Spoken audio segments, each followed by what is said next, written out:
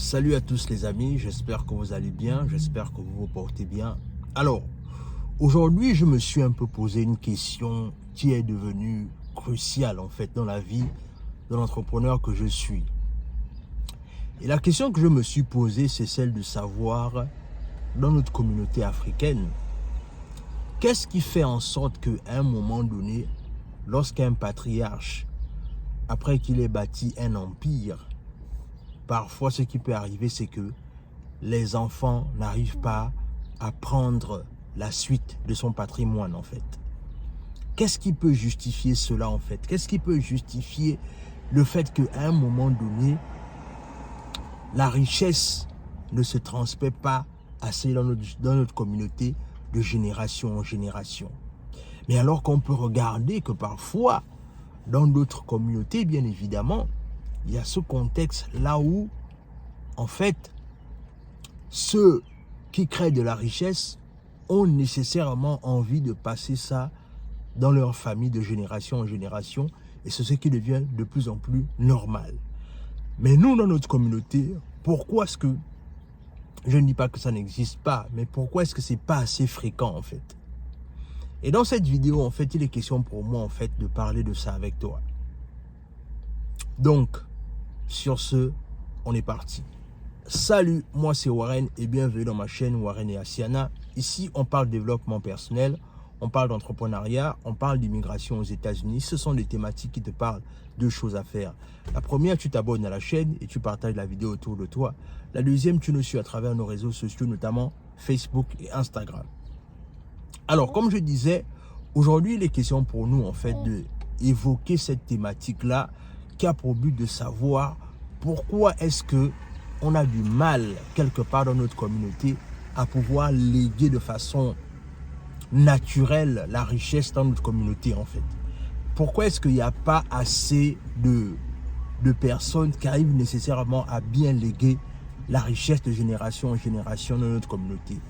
Où est le problème? Qu'est-ce qui ne va pas? Moi, je pense que, en vérité, pour bien répondre à cette thématique, il faut d'abord chercher à comprendre un peu comment est-ce que nos entrepreneurs arrivent à créer de la richesse devant leurs enfants ou encore devant leur famille.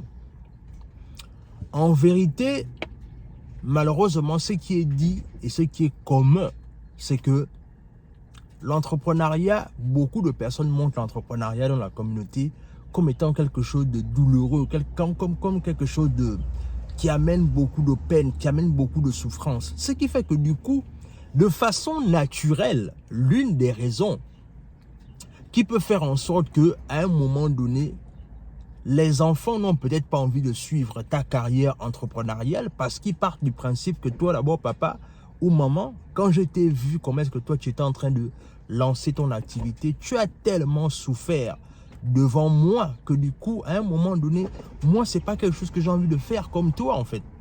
Moi, ça ne m'intéresse pas. Je n'ai pas forcément envie de souffrir comme je t'ai vu faire, en fait.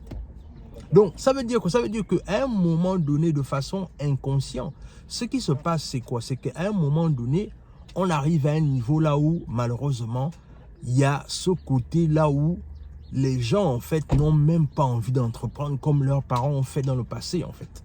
C'est-à-dire, l'entrepreneuriat, c'est pas quelque chose qui va véritablement les intéresser. Donc, du coup, ils ne vont pas voir l'intérêt de vouloir se lancer. Est-ce que vous voyez un peu ça? C'est-à-dire, la manière dont tu as souffert, l'enfant, quand il a vu la façon dont tu as souffert, l'entrepreneuriat, c'est pas quelque chose qui va l'intéresser. Ça, c'est l'une des premières raisons. La deuxième raison aussi, ça peut être au niveau du fait que, parfois aussi, si un entrepreneur, et par exemple, a eu beaucoup d'enfants, le problème peut se gérer au niveau des successions. C'est-à-dire, cette personne-là, oui, il a conçu un empire intéressant, il a conçu beaucoup de patrimoine, mais maintenant, dans la répartition des biens, à un moment donné, ça peut causer un problème, en fait. Et bien évidemment, surtout, si la personne n'a pas laissé de testament. Parce que là aussi, s'il y a un testament, s'il y a des wills, comme on dit, des volontés, là au moins ça peut être respecté. Mais si la personne n'a pas préparé ça dès le départ, ça peut être chaotique en fait. Et ça peut justifier quelque part le fait qu'à un moment donné, les enfants n'ont pas envie ou encore ne peuvent pas prendre l'héritage de l'entreprise et continuer en fait avec la vision du fondateur. Est-ce que vous voyez un peu l'affaire? C'est-à-dire que à un moment donné, malheureusement, ça peut expliquer le fait que malheureusement, il y a des entreprises qui n'arrivent pas à se transmettre de génération en génération dans notre communauté par rapport au fait que malheureusement, il y a ce problème de succession. Est-ce que vous voyez un peu l'affaire? Donc, et je pense que le troisième point ici, c'est certainement au niveau du fait que, en fait, quand tu es en train de, quand tu es quelqu'un qui est en train de bâtir un empire, autant pour moi, pour tes enfants, pour ta famille, ce qui va arriver, c'est que il est important d'apprendre à orienter les enfants dans leur domaine d'études. Ouais, tu m'as bien compris. Il est important d'apprendre à orienter les enfants dans leur domaine d'études. Parce qu'en vérité, ce qui va se passer, c'est quoi? C'est-à-dire, quand tu es là pour orienter tes enfants, je ne dis pas leur obliger, mais je parle de orienter. Quand tu as la capacité en tant que parent d'apprendre à orienter tes enfants dans leur domaine d'études, ce qui va arriver, c'est que même si par exemple, je dis n'importe quoi, l'enfant par exemple, il veut être avocat par exemple, et que toi tu as déjà un business, ce que toi tu peux faire, c'est que tu peux dire à ton fils ou à ta fille que oui, deviens avocat, il n'y a pas de problème. Si le droit c'est ton domaine, il n'y a pas de problème. Mais ce que tu peux faire, tu peux proposer à ton enfant de dire que voilà, est-ce que tu peux être par exemple avocat des droits des affaires par exemple. Donc ça veut dire que dans le business que tu veux léguer à ce dernier-là, en connaissant la loi dans le monde des affaires, il peut arriver davantage à continuer ton projet en fait. Ou encore à continuer ton entreprise. Donc, c'est tellement important que les gens comprennent ça en fait. Parce que à un moment donné, ce qui se passe souvent, c'est que à un moment donné, malheureusement, il y a ce manque de communication et il y a ce manque d'orientation de la part de certains parents qui font en sorte qu'à un moment donné, les enfants n'ont pas forcément envie de suivre ce que les parents ont commencé en fait. Est-ce que vous voyez un peu l'affaire? Et à un moment donné, il y avait, bien évidemment, il y avait mon assistante qui était en train de se plaindre d'une certaine situation. Donc, il fallait d'abord que je gère ça.